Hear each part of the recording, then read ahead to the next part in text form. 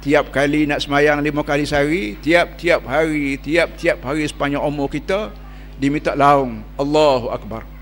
So sudah berimpun semua, belum pada semayang, sekali lagi Allahu Akbar untuk qamat.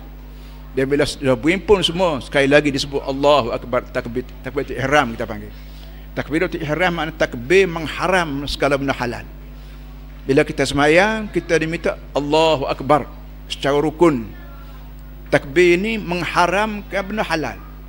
Belum pada akad takbir bercakap halal, makan halal, minum halal, bergaru gata halal, main telefon halal, semua halal. Tapi bila Allahu Akbar, maka dia mengharamkan segala-gala.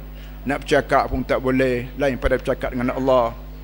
Nak pegang radio pun tak boleh, nak tulis, nak buku, apa saja gerak-gerik manusia yang belum pada ini yang boleh semua.